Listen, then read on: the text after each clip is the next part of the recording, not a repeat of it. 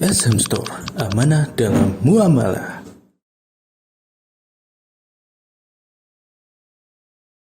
Allah berfirman dalam ayat yang kedua, alladzi khalaqa fasawwa. Fasawwa makhluqatan ja'alahu mutanasibul ajza' ghairu mutafawid. Alladzi khalaqa fasawwa, dialah Allah yang menciptakan ya makhluknya, fasawwa, maka dia menyempurnakannya. Jadi Allah menciptakan makhluk itu ya dengan bentuk yang seimbang, mutanasib, seimbang, sempurna, bagus gitu ya. Tidak ada yang cacat, tidak ada yang pincang atau berbeda-beda.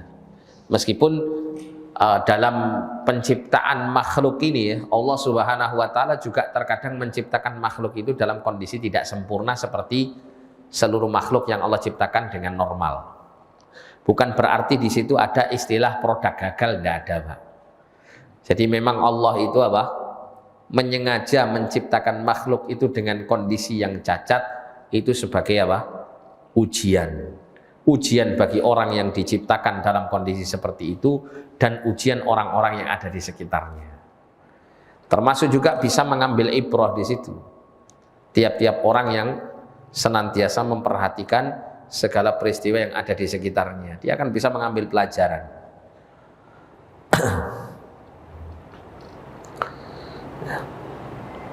Seperti misalnya ya, salah satu hikmahnya Allah menciptakan ada makhluk atau misalnya manusia yang cacat, yang berbeda pada umumnya manusia.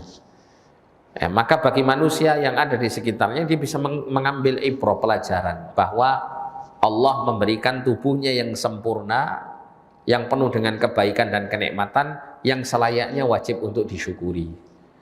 Bagi orang yang cacat, dalam kondisi dia tidak sama dengan orang-orang di sekitarnya, banyak kekurangan yang ada pada dirinya, membuat dia berusaha untuk bersabar dan berusaha untuk mencari potensi-potensi yang Allah berikan, karena terkadang ketika Allah mengurangi bagian tertentu pada diri seseorang, maka Allah melebihkan pada bagian yang lainnya. Nah, disitulah dia berusaha untuk memanfaatkan potensi yang lebih tersebut. Misalnya sering kita mendapati, Pak, ada orang itu yang buta kedua matanya buta, tapi Allah menciptakan pendengarannya jauh lebih tajam. Nah, di situ seharusnya dia bersyukur kepada Allah sekaligus bersabar dari kekurangannya. Nah, bersyukurnya itu dia manfaatkan potensi yang paling menonjol pada dirinya, yang lebih pada dirinya itu, untuk meraih kebaikan-kebaikan untuk hidupnya. Ya, atau dia bisa mengambil ibrah, pelajaran, dengan Allah menutup kedua matanya sehingga tidak bisa melihat segala sesuatu di sekitarnya.